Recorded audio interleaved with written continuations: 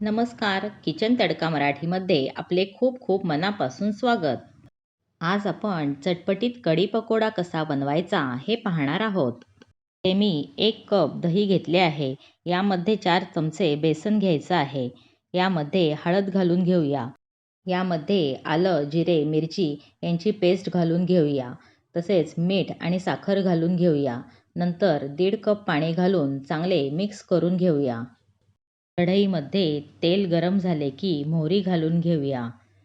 मोहरी तडतडली की त्यामध्ये कढीपत्ता आणि हिंग घालून घेऊया. आता यामध्ये कढीसाठी केलेले आपण मिश्रण घालून घेऊया. आता एक 10 मिनिटे ही कढी आपण शिजवून घ्यायची आहे. त्यासाठी ती पळीने सतत हलवत राहायची आहे. यामध्ये भरपूर अशी कोथिंबीर टाकून घेऊया. आता आपली कढी तयार झाली आहे. यानंतर भजीसाठी मी 2 कांदे घेतले आहेत. त्यामध्ये कोथिंबीर टाकून घेऊया.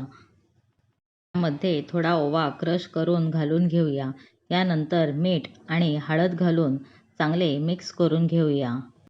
यामध्ये 1 वाटी बेसन पीठ घालून थोडे थोडे पाणी घालून घट्टसर पीठ भिजवून घेऊया.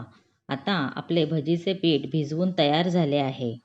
कढईमध्ये तेल गरम झाले की एक एक करून छोट्या छोट्या आकाराची भजी सोडून घेऊया.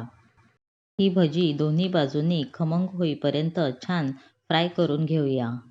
आता तयार झालेली सगळी भजी निथळून डिशमध्ये काढून घेऊया. आता बाकीची ही भजी अशाच प्रकारे तयार करून सगळी भजी डिशमध्ये काढून घेऊया.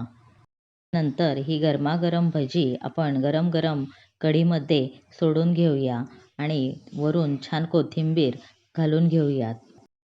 आता या कढीवर गरम तेलामध्ये मोहरी, थोडंसं लाल तिखट आणि एखादी लाल मिरची घालून तडका देऊन घेऊयात.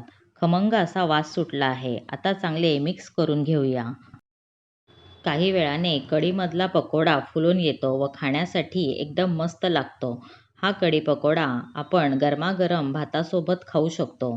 अशा प्रकारे चटपटीत तोंडाला चव आणणारी कढी पकोड्याची रेसिपी तुम्हाला कशी वाटली मला कमेंट बॉक्समध्ये अवश्य कळवा. व्हिडिओ आवडला असल्यास व्हिडिओला लाईक करा, आपल्या मित्रमैत्रिणींना शेअर करा. तसेच किचन तडका मराठी या आपल्या चॅनलला सबस्क्राईब करून बेल आयकॉनला नक्की प्रेस करा. पुन्हा भेटूया अशाच एका नवीन रेसिपीसोबत. तोपर्यंत धन्यवाद.